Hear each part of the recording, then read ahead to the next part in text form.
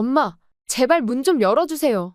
저 민지예요. 문 밖에서 들려오는 딸의 목소리에 박순자 할머니는 굳게 닫힌 현관문을 바라보았습니다. 65세의 그녀는 몇 달 전까지만 해도 딸의 목소리만 들어도 반갑게 달려나갔을 텐데 이제는 그저 냉정하게 무시할 뿐이었습니다. 순자 할머니는 소파에 앉은 채 텔레비전 볼륨을 더 높였습니다. 딸의 목소리가 들리지 않게 말이죠. 초인종이 계속해서 울렸지만 순자 할머니는 꿈쩍도 하지 않았습니다. 3년 전 남편과 사별한 후 외로움을 달래준 것은 오직 하나뿐인 딸 민지뿐이었는데 이제는 그 딸마저 자신의 삶에서 지워버리기로 결심했습니다. 박순자 할머니는 서울 근교의 아담한 아파트에서 혼자 살고 계십니다. 남편과 사별한 지 3년이 지났지만 할머니는 그동안 외롭다는 생각을 할 틈도 없이 바쁘게 지내셨습니다. 유일한 딸 민지가 결혼 후에도 자주 찾아와 함께 시간을 보냈기 때문입니다. 사실 단순히 찾아오는 수준이 아니었습니다. 엄마, 오랜만에 집에 왔더니 정말 편하다. 엄마가 해주는 음식이 최고야. 하면서 매번 냉장고에 있는 반찬들을 쌓아가기 일쑤였죠. 김치부터 장조림까지 박 할머니가 정성껏 만들어 냉장고에 채워놓으면 며칠도 지나지 않아 다시 비워지곤 했습니다. 엄마, 이거 조금만 더 싸줘. 우리 집 반찬이 다 떨어졌어. 민지가 손을 내밀면 박 할머니는 당연하다는 듯 봉투에 반찬을 담아 건네곤 했습니다. 그래, 더 챙겨가. 너도 직장 다니느라 바쁠 텐데 밥은 제대로 챙겨 먹어야지. 이렇게 말하면서도 박 할머니는 속으로 생각했습니다. 그래도 딸이 엄마 음식이 제일 맛있다고 하니 기분이 좋네. 나이 들어 자식에게 필요한 사람이 된다는 것도 복이지. 가끔 딸 하나뿐인 박 할머니는 아들이 있었다면 어땠을까 생각이 들 때도 있었습니다.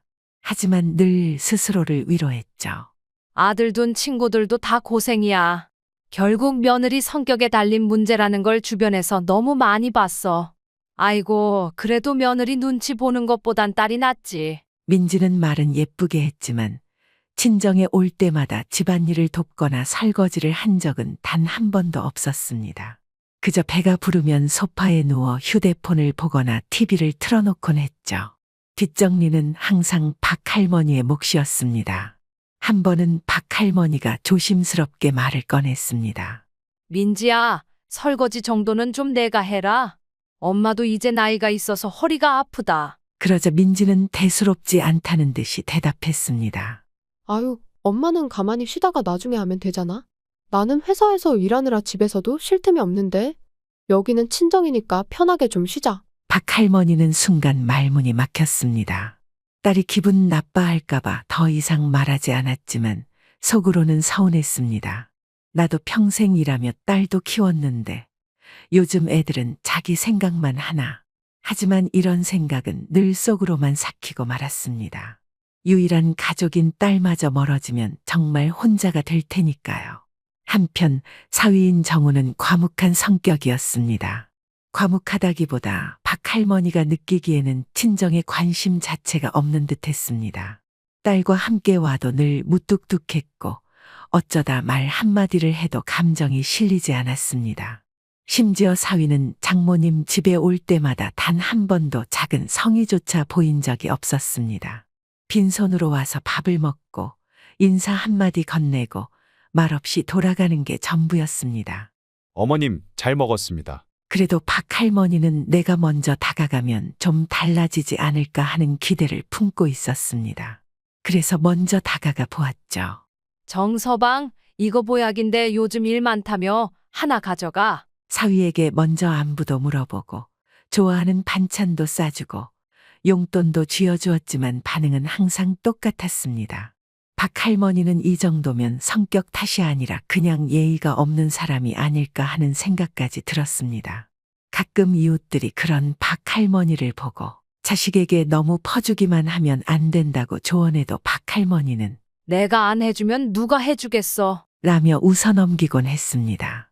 그런 일상이 몇 년째 이어지던 어느 날이었습니다. 그날도 평소처럼 장을 보러 나가셨습니다. 길을 건너려던 순간 갑자기 오토바이 한 대가 신호를 무시하고 빠르게 지나갔습니다. 박 할머니는 순간적으로 몸을 틀어 피했지만 균형을 잃고 그대로 바닥에 넘어졌습니다. 강하게 부딪힌 엉덩이와 손목, 허리에서 찌릿한 통증이 올라왔습니다. 결국 박 할머니는 근처 지나가던 사람들의 도움으로 병원 응급실로 실려갔습니다. 다행히 생명에는 지장이 없었지만 박 할머니는 연세도 있으시고 원래 허리와 무릎 등이 좋지 않은 상태였기에 골반 타박상과 허리 염좌로 며칠간 입원해야 한다는 진단이 나왔습니다. 박 할머니는 병상에 누운 채로 딸에게 전화를 걸었습니다. 민지야, 엄마가 길 가다 사고가 나서 병원에 입원했어. 엄마, 괜찮아? 어디 다쳤는데? 딸의 목소리는 예상보다 놀란 듯했습니다. 허리가 좀 많이 아프네. 최소 며칠은 입원해야 할 것 같아. 그러자 딸이 잠시 머뭇거리더니 말했습니다. 엄마, 나 이번 주에 아주 중요한 볼일이 있어서 미리 정해진 거라 미루기도 어려울 것 같아. 박 할머니는 순간 당황했습니다. 아무리 그래도 잠깐이라도 병문안도 못 와? 박 할머니는 사고로 병원에 입원하자 딸에게 의지하고 싶은 마음이 굴뚝 같았습니다. 그동안 몸이 아파도 혹시 딸이 걱정할까봐 힘들어할까봐 아픈 내색도 안 하고 살았는데 이렇게 부탁하는 것은 박 할머니 인생에 처음 있는 일이었습니다. 박 할머니는 마음속으로 생각했습니다. 그래도 내 딸이 처음으로 이렇게 부탁하는데 병문안 정도는 와주지 않을까. 그러자 딸이 짧은 한숨을 쉬며 말했습니다. 엄마, 미안해. 대신 퇴원하면 내가 모시러 갈게. 맛있는 것도 먹으러 가자. 응? 박 할머니는 그래, 그럴 수도 있지. 갑자기 사고가 났는데 미리 잡힌 중요한 일정이라 이해해야지라고 생각했지만 마음이 편치 않았습니다. 아무리 그래도 나이 들어가는 어머니가 다쳐 입원했는데 못 온다는 게 말이 되나. 그래도 공연히 서운해하지 말자. 젊은 사람들은 바쁘니까. 하고 스스로를 달래보았지만 이미 상처받은 마음은 쉽게 가라앉지 않았습니다. 그로부터 1시간 뒤 사위에게서 짧은 문자 하나가 도착했습니다. 어머님, 몸조리 잘하세요. 그걸 보는 순간 박 할머니는 힘없이 휴대폰을 내려놓았습니다. 에휴, 안 보내는 것만 못하네. 그래도 박 할머니는 마음 한편에서 희망을 버리지 않았습니다. 혹시 딸이 늦게라도 병문안을 올 수도 있지 않을까 하고 말이죠. 하지만 퇴원하는 날까지 딸과 사위는 병원에 오지 않았습니다. 그리고 딸은 전화 한 통으로 대신했습니다. 할머니는 매일 아침 딸의 방문을 기대했지만 결국 그 기대는 허망하게 무너졌습니다. 주변 병실의 다른 노인분들은 자식들이 돌아가며 병문안을 오는 모습을 보며 박 할머니는 점점 더 외로움을 느꼈습니다. 결국 박 할머니는 혼자 퇴원 수속을 마치고 택시를 잡아 집으로 돌아왔습니다. 차가운 병원 문을 나서면서 박 할머니는 속으로 되뇌었습니다. 혼자가 된 기분이네. 딸은 결혼하면 남이라는 말 그때는 안 믿었는데. 서러움이 가슴을 파고들었습니다. 그동안 한 번도 자신을 돌아보지 않고 오직 딸을 위해 살아왔는데 정작 자신이 도움이 필요한 순간에는 이렇게 외면당하는 것이 이해되지 않았습니다. 퇴원 후 박 할머니의 일상은 여전했습니다. 몸은 나아졌지만 마음은 전과 같지 않았습니다. 그때 딸에게서 카톡 메시지가 울렸습니다. 엄마, 몸은 좀 어때? 많이 아파? 그래도 좀 나아졌다. 곧바로 딸의 답장이 왔습니다. 다행이네. 엄마는 원래 회복이 빠르잖아. 알겠어. 그럼 나중에 또 연락할게. 박 할머니는 휴대폰을 내려놓으며 씁쓸하게 웃었습니다. 퇴원 후 며칠이 지났지만 식사를 대접하겠다는 딸은 감감무소식이었습니다. 그렇지만 언제 밥은 사줄 거냐고 박 할머니가 직접 묻기엔 뭔가 자존심도 상하고 부끄러워 차마 말하지 못했죠. 병원비도 역시 모두 박 할머니가 해결했습니다. 사실 병원비가 그리 큰 금액은 아니었습니다. 그치만 딸이 말이라도 엄마 병원비는 내가 낼게 라고 말했다면 얼마나 좋았을까 싶었습니다. 하지만 딸은 지금까지 한 번도 그런 적 없었고 박 할머니는 자식에게 돈 얘기를 꺼내기도 민망해 말을 꺼내지 못했습니다. 그러던 중 박 할머니에게 충격적인 일이 발생하고 맙니다. 어느 날 박할머니는 우연히 카톡을 보다가 안사돈의 프로필 사진이 바뀐 것을 보게 되었습니다. 생일인 친구 목록에 안사돈 프로필이 상단에 떠 있었습니다. 아, 오늘이 안사돈 생신이시구나. 박할머니는 무심코 프로필 사진을 클릭했고 그 순간 한 사진을 보고 손이 덜덜 떨렸습니다. 사진 속에는 안사돈과 민지가 활짝 웃고 있었고 화려한 케이크와 선물 상자 그리고 안사돈이 들고 있는 두툼한 돈봉투가 보였습니다. 그 아래엔 안사돈이 남긴 메시지가 보였습니다. 우리 며느리가 최고다. 요즘엔 딸보다 며느리지. 박할머니의 가슴이 철렁 내려앉았습니다. 박할머니는 딸이 엄마 몸 좀 어때? 라는 짧은 카톡 한 줄을 보낸 것과 대조되는 상황이 머릿속을 스쳤습니다. 자신은 이번에도 무난 한 번 안 온 딸이 시댁에는 생일을 챙겨주러 직접 찾아갔고 심지어 선물과 용돈까지 챙겨줬다는 사실이 도저히 믿기지 않았습니다. 박할머니는 그 자리에서 딸에게 전화를 걸었습니다. 손가락이 떨려 번호를 누르기도 힘들었습니다. 민지야, 너 오늘 시댁 갔니? 아, 시어머니 생신이라서? 딸은 당황한 듯 더듬거리다가 곧 대수롭지 않다는 듯이 말했습니다. 엄마가 어떻게 알았어? 안사돈이 사진 올린 거 봤어. 케이크에 용돈에 엄청 잘 챙겨드린 것 같네. 박할머니의 목소리는 담담했지만 속에서는 분노가 일고 있었습니다. 그럼 우리 시댁은 생일 같은 거 다 같이 모여서 축하해줘. 형님 내외도 오고 다들 모이니까 안 갈 수가 없지. 박할머니는 잠시 생각했습니다. 가만히 생각해 보니 딸의 이런 차별은 오랫동안 계속되어 왔다는 것을 깨달았습니다. 결혼 초부터 명절마다 항상 시댁을 먼저 갔습니다. 엄마, 우리 먼저 시댁 갔다가 갈게. 이해 좀 해줘. 시댁이 먼저잖아요. 그때마다 박할머니는 그래, 그래. 너도 시댁에 잘해야 사랑받지. 가끔은 서운했지만 그래 알았다며 이해하고 넘어갔습니다. 오히려 친정이 딸한테 더 편해서 그러는 것이라며 스스로를 위로하기도 했죠. 그러나 생각해 보니 그것은 착각이었습니다. 박할머니는 지난 설날 당일을 떠올렸습니다. 아니, 얘는 언제 온다는 말도 없고 연락은 왜 안 받아? 이번 명절엔 못 오는 건가? 말이라도 하지. 정확히 몇 시에 온다는 연락도 없었습니다. 그러나 딸이 올 것이라는 희망을 놓지는 못하고 그저 기약 없이 기다렸습니다. 그날 저녁 박할머니는 혼자 밥상을 차려 TV를 켜놓고 앉았습니다.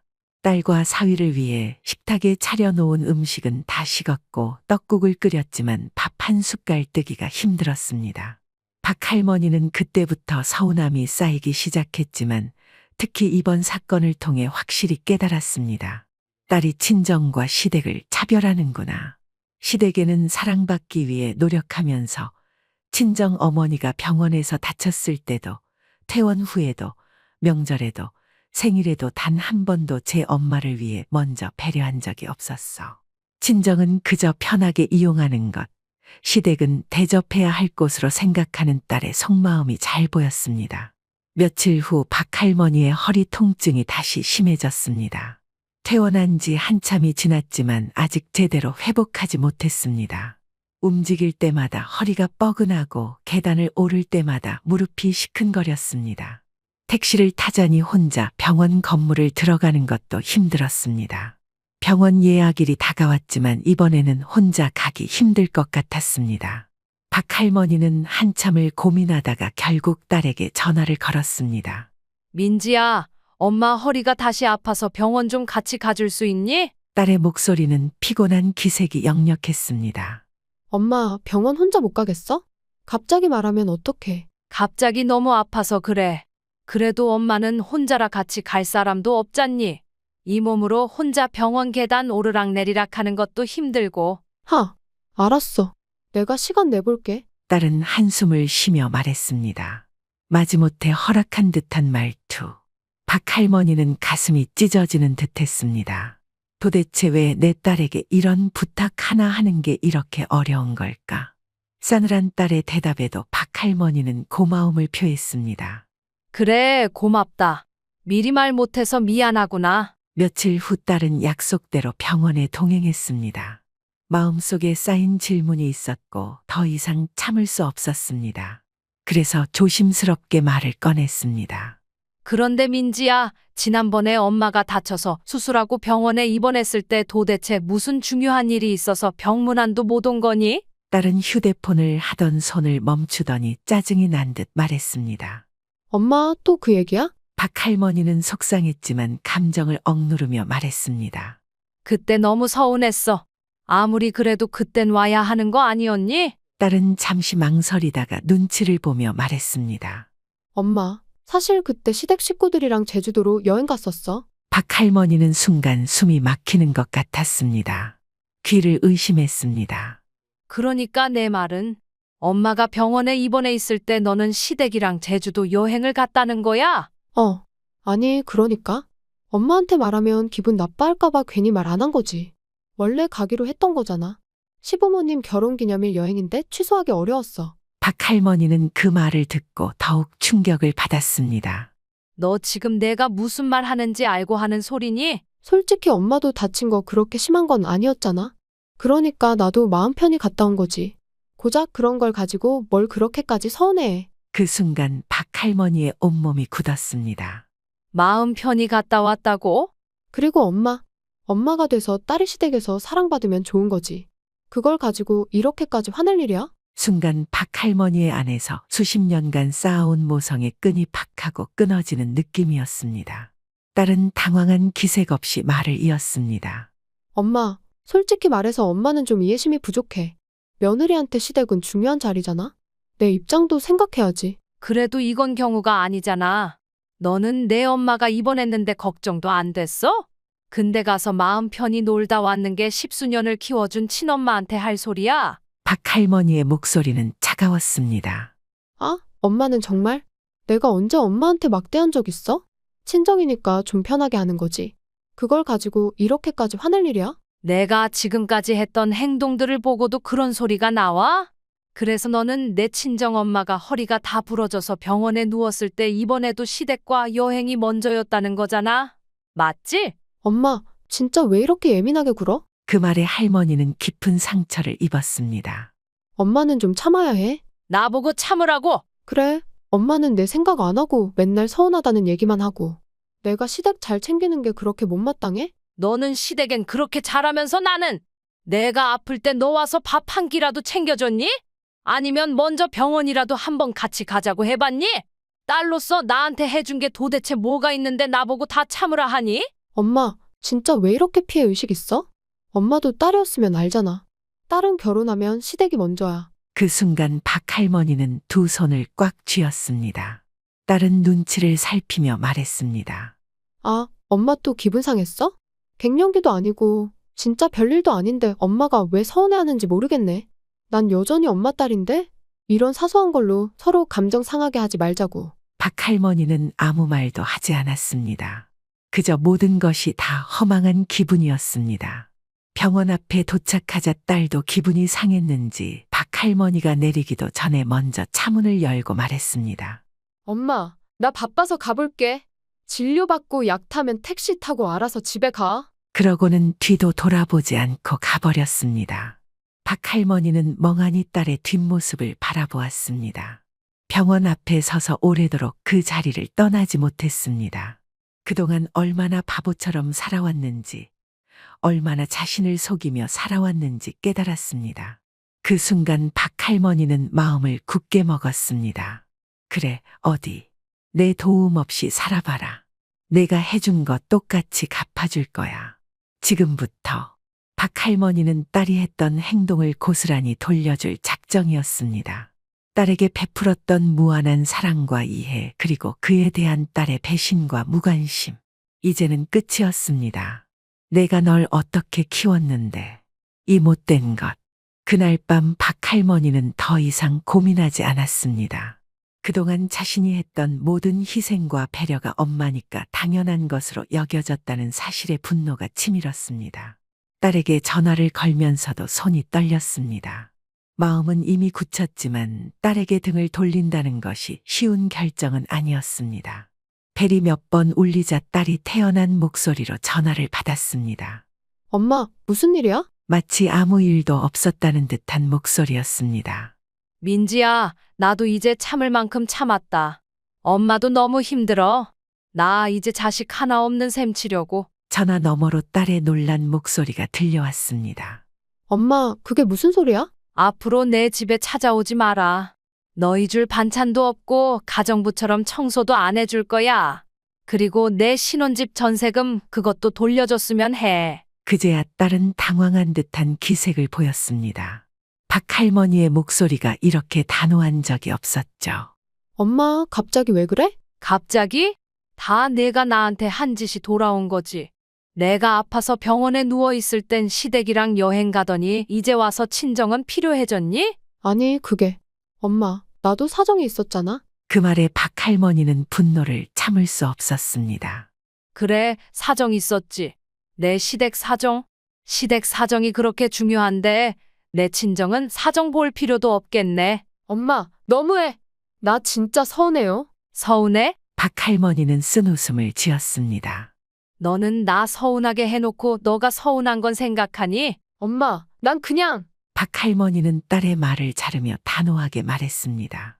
민지야, 박 할머니의 목소리는 싸늘했습니다. 며느리가 돼서 시댁을 잘 챙기는 거 나도 내 딸이 시댁에서 사랑받는 것도 좋아해. 하지만 너는 단단히 잘못 생각하고 있어. 그게 몇십 년 너를 키워준 엄마를 무시하라는 얘기가 아니잖아. 적어도 시댁 챙기는 것에 반이라도 내 생각을 해줬다면, 나에게 고마움이 있다면 너는 이렇게 할 순 없었어. 나도 더 이상 너한테 기대 안 한다. 내 시댁 잘 챙기면서 살아라. 우리 이제 남처럼 지내자. 전화기 너머로 딸의 다급한 목소리가 들렸습니다. 엄마, 제발. 뚝! 통화가 끊겼습니다. 딸이 절박하게 외쳤지만 박 할머니는 미련 없이 전화를 끊었습니다.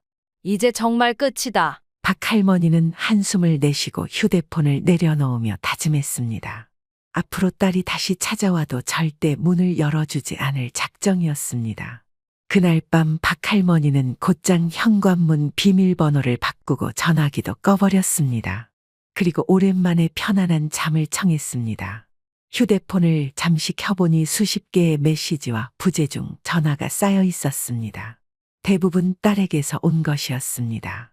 그리고 그날 오후 딸에게서 또다시 전화가 왔습니다.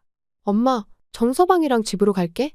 우리 얘기 좀 해요. 딸의 말에 박 할머니는 어이가 없었습니다. 너 엄마가 한 말 그새 다 잊었어? 엄마, 아직 나한테 화난 거야? 그래도 하나뿐인 딸이잖아. 근데 엄마 반찬 아직 남아있지? 우리 반찬 다 떨어졌어. 박 할머니는 이번엔 조용히 웃으며 대답했습니다. 아, 나 바빠서 안 되겠다. 여행 가느라 집에 없을 거야. 여행? 갑자기 딸의 놀란 목소리가 들려왔습니다. 박 할머니는 여유롭게 대답했습니다. 그래, 이제 슬슬 나도 내 인생 좀 즐겨야지. 전화기 너머로 딸이 당황한 기색이 역력했습니다. 아니, 엄마. 그래도 우리가 친정 가겠다는데 갑자기 어디를 간다는 거야? 너가 그랬잖아. 엄마는 참아야 한다고. 그니까 나도 너가 더 이상 시댁 잘 챙기고 친정 무시하는 거 더 이상 뭐라고 안 할게. 대신 너도 친정에서 쌀 한 톨이라도 받을 생각하지도 마. 엄마, 그게 무슨 말이야? 그때 한 말이 진짜였어? 딸의 목소리에는 불안함이 묻어났습니다. 박 할머니는 단호하게 대답했습니다. 그래, 너는 이제 마음 편하게 친정은 신경 쓰지 말고 시댁만 챙겨. 잠시 후 딸이 당황하며 말끝을 흐렸습니다. 그리고는 딸이 박 할머니에게 먼저 연락을 한 진짜 목적을 꺼내기 시작했죠. 근데 엄마, 나 임신했어. 8주차. 이제 몇 달 뒤면 출산인데 설마 그때 우리 애는 엄마가 안 봐줄 거야? 박 할머니는 속으로 피식 웃었습니다. 그동안은 친정 무시하더니 애 봐줄 때 돼서야 친정이 필요해졌구나. 응, 못 봐주겠네. 그럼 시댁에 애 맡기면 되지 않니? 왜 나한테 부탁을 해? 아니, 그게. 시댁에선 먼저 태어난 시누이 애 맡아주고 있어서 힘들다고 했는데? 아, 그랬구나. 시누이 애는 돌봐주고 우리 손주는 못 맡아준대? 딸은 더 이상 말을 못하고 머뭇거렸습니다. 박 할머니는 여유롭게 말을 이어갔습니다. 그래도 내 시어머니한테 잘 말해봐. 우리 딸 시댁에서 사랑받는 며느리라며. 엄마, 그게. 잘못했어요. 그래도 애는 봐주시면 안 돼요? 저 애도 처음 키워보고 집안일도 아직 서툴다 말이에요. 그리고 엄마가 봐줘야 회사도 다시 다녀요. 박 할머니는 날카롭게 받아쳤습니다. 나는 내 친정 엄마인데도 내가 시댁에 준 것들 하나도 못 받아보고 아프면 병원에 혼자 갔고 명절마다 혼자 지냈어. 그렇게 날 무시해놓고 이제 와서 애는 내가 봐달라고? 난 절대 못 보니까 그리 알아. 엄마, 너무한 거 아니야? 딸의 목소리는 울먹이는 듯했습니다. 박 할머니는 쓴웃음을 지었습니다. 그래? 나는 내가 나한테 했던 걸 그대로 해주는 것뿐인데. 전화를 끊고 나니 가슴이 후련했습니다. 이제야 정말 속이 풀리는 기분이었습니다. 박 할머니는 오랜만에 밝은 미소를 지었습니다. 그동안 희생만 하며 살아온 자신에게 작은 위로가 되는 순간이었습니다. 며칠 후 딸과 사위는 친정집으로 향했습니다. 어머니가 화가 났다는 걸 알았지만 이렇게까지 단호하게 나올 줄은 몰랐던 모양입니다. 하지만 그래도 우리가 찾아가면 감정이 풀리시겠지라는 생각이었습니다. 그날은 비가 내리는 날이었습니다. 딸과 사위는 우산을 쓰고 박 할머니의 아파트 현관 앞에 섰습니다. 엄마, 우리 왔어요. 제발 문 좀 열어줘요. 딸은 현관 앞에서 익숙하게 비밀번호를 눌렀습니다. 삑삑. 비밀번호가 다릅니다. 기계음이 울렸습니다. 어? 딸은 놀라 다시 눌렀습니다. 삑삑. 비밀번호가 다릅니다. 이번엔 사위가 나섰습니다. 잘못 누른 거 아니야? 다시 해봐. 딸은 손을 떨며 다시 눌렀습니다. 삑삑. 비밀번호가 다릅니다. 그제야 두 사람은 상황을 깨달았습니다. 어머니가 비밀번호를 바꾼 것입니다. 딸은 얼굴이 창백해졌습니다. 진짜 우리를 내친 거야. 딸은 다급하게 휴대폰을 꺼내 전화를 걸었습니다. 하지만 신호음만 갈 뿐 아무도 받지 않았습니다. 어떡해. 사위가 어이없다는 듯 웃음을 지었습니다. 아니, 장모님이 왜 이렇게 감정적으로 행동하셔? 딸은 점점 초조해졌습니다. 비는 더욱 거세게 내렸고 두 사람은 현관 앞에서 우산을 들고 서 있을 수밖에 없었습니다. 고작 병문안 한 번 못 갔다고 이렇게까지 해? 딸은 그때 문득 머릿속을 스친 생각이 있었습니다. 그동안 박 할머니는 모든 걸 참아줬습니다. 서운해도 힘들어도 늘 딸을 위해 희생했습니다. 하지만 이제는 달랐습니다. 엄마가 진짜로 등을 돌린 것입니다. 이제 어떡할 거야? 계속 여기서 기다릴 거야? 딸은 눈물을 머금은 채 고개를 저었습니다. 가자. 엄마 정말 화가 많이 나신 것 같아. 딸과 사위는 하는 수 없이 시댁으로 향했습니다.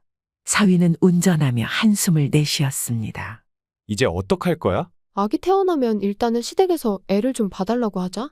형님 애도 봐주니까 부탁하면 우리도 봐주겠지. 하지만 그들의 예상은 완전히 빗나갔습니다.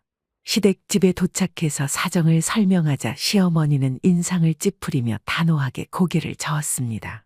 안 돼. 나도 우리 딸의 손주 봐주기도 벅차. 너까지는 힘들어. 딸은 믿을 수 없다는 듯 시어머니를 바라보았습니다. 아니, 어머님. 저는 그동안 시댁에 그렇게 잘했는데 제 애는 왜 안 봐줘요? 너무해요. 시어머니는 피식 웃으며 대답했습니다. 너도 참 뻔뻔하구나. 내가 이 나이에 애 둘을 어떻게 보니? 막말로 너는 내 딸도 아니고 그냥 며느리잖니.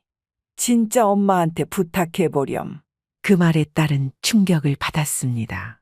그냥 며느리라는 말이 가슴을 찔렀습니다. 어머님, 제가 얼마나 시댁에 잘했는데요? 명절마다 먼저 오고, 선물도 꼬박꼬박 챙기고, 가족 행사도 안 빠지고. 어머님이 저보고 딸보다 더 좋다고 하셨잖아요. 시어머니는 그저 담담하게 말했습니다. 그래, 그래서 너한테 잘해줬잖아. 근데 애 보는 건 다른 문제야. 너희 애는 내가 키워. 딸은 더 이상 말을 잇지 못했습니다. 그제야 딸은 깨달았습니다. 아무리 잘해도 나는 며느리이고 절대 시댁의 딸이 될 수는 없다는 것을 말이죠. 시댁도 안 돼, 친정도 안 돼. 그럼 이제 누구한테 애를 봐달라고 하지? 아, 맞다. 엄마한테 집 전세금도 돌려드려야 하는데 딸의 현재 상황은 안 좋았습니다. 집 전세금도 돌려줘야 하고 곧 태어날 아기를 봐줄 사람 또한 없었습니다. 그야말로 막막한 상황이죠. 딸이 시댁만 챙기고 박할머니를 무시한 대가를 톡톡히 받는 순간이었습니다. 그제서야 딸은 자신의 친정엄마 박할머니를 떠올렸습니다. 어머니는 늘 자신을 위해 희생했지만 정작 자신은 어머니에게 무엇을 해주었을까? 병원에 누워 계실 때조차 찾아가지 않았던 자신의 모습이 떠올랐습니다. 그동안 내가 무슨 바보 같은 짓을 한 거지. 그제야 딸은 깨달았습니다. 엄마가 무조건 참아주는 존재가 아니었다는 것을. 그동안 자신이 얼마나 어머니를 무시하고 함부로 대했는지, 그리고 그것이 얼마나 어머니의 마음을 아프게 했는지를 이제야 깨달았습니다. 하지만 이제는 너무 늦었습니다. 박할머니의 마음은 완전히 돌아섰고 딸의 후회는 어머니에게 닿지 않았습니다. 시어머니에게 냉정한 거절을 당한 딸은 망연자실한 표정으로 집으로 돌아왔습니다. 그동안 자신이 했던 모든 노력들이 한순간에 무너진 기분이었습니다. 그렇게 애써 시댁을 챙기고 헌신했던 것들이 정작 자신이 도움을 요청하자 돌아온 건 차가운 한마디였습니다. 너는 내 딸도 아니고 그냥 며느리잖니. 그 한마디가 머릿속을 맴돌았습니다. 딸은 한숨을 내쉬며 소파에 털썩 주저앉았습니다. 그때 옆에 앉아있던 사위가 짜증스럽게 말했습니다. 그래서 이제 어떻게 할 건데? 뭘 어떻게 해? 딸이 신경질적으로 쏘아붙였습니다. 우리 애는 누가 봐주냐고. 나는 복직해야 하는데 친정도 시댁도 다 안 봐주면 우리 보고 어쩌라고. 사위는 피곤하다는 듯 한숨을 내쉬었습니다. 그냥 어린이집 알아보면 되잖아. 어린이집이 무슨 만능이야? 당신은 무슨 아빠라는 사람이? 육아에 대해 하나도 몰라? 갓난쟁이를 어떻게 어린이집에 보내? 사람 써야지. 사위는 여전히 무덤덤했습니다. 장모님한테 다시 가서 빌어봐. 그 말에 딸은 입술을 깨물었습니다. 빌어도 안 받아줄걸? 엄마 이번엔 진짜야? 그럼 어쩌겠어. 솔직히 우리가 장모님한테 너무하긴 했잖아. 그 말에 딸은 번뜩 사위를 쳐다봤습니다. 뭐? 지금 그걸 말이라고 해? 아니, 내가 틀린 말 했어? 사위가 팔짱을 끼며 말했습니다. 솔직히 장모님 말씀 하나도 틀린 거 없었잖아. 그래. 솔직히 나도 잘한 건 없고. 딸이 한숨을 쉬었습니다. 그리고 생각을 해봐. 우리 엄마가 무슨 슈퍼맨도 아니고 그 연세에 애 둘을 어떻게 봐. 됐어. 우리 애니까 우리가 잘 키워야지. 딸은 아무 말도 할 수 없었습니다. 그동안 당연하다고 여겼던 것들이 한순간에 무너져 내렸습니다. 그러자 사위는 겁먹은 표정으로 덧붙였습니다. 솔직히 장모님이 그렇게 화내는 거 나 처음 봤어. 착한 사람이 화내면 더 무섭다니까. 진짜 소리 치시는데 등에 땀이 쫙 나서 한마디도 못하겠더라. 딸은 그제야 깨달았습니다. 엄마가 참을 만큼 참았다는 걸 말이죠. 눈앞이 깜깜해졌습니다. 복직을 미루고 아이를 키우는데 전념하기로 했습니다. 하지만 현실은 생각보다 훨씬 가혹했습니다. 그동안 자신이 집안일을 잘하는 줄 착각하고 살았습니다. 실제로는 친정 엄마가 도와줬기에 자신이 힘든 줄 몰랐던 것뿐이었습니다. 허리 한 번 필 시간도 없네. 아이는 2시간에 한 번씩 깨고 집안일은 끝이 없었습니다. 싱크대에는 설거지가 가득 쌓이고 세탁물은 손도 못 대고 쌓여갔습니다. 자신이 평소에 남편보다 잘한다고 믿었던 집안일도 박할머니의 손길이 없으니 엉망이었습니다. 이제 알았습니다. 엄마가 도와주는 게 당연한 것이 아니라는 걸. 엄마의 희생이 없었다면 애초에 자신의 결혼 생활이 제대로 유지되지 않았을 거라는 걸. 그러나 이미 늦었습니다. 딸은 땅을 치며 후회했지만 아무 소용이 없었습니다. 그날 이후 박할머니는 단 한 번도 딸과 사위의 연락을 받지 않았습니다. 초인종을 눌러도 문을 열어주지 않았고 전화가 와도 받지 않았습니다. 처음엔 딸도 애원하듯 전화했지만 점점 연락이 뜸해졌습니다.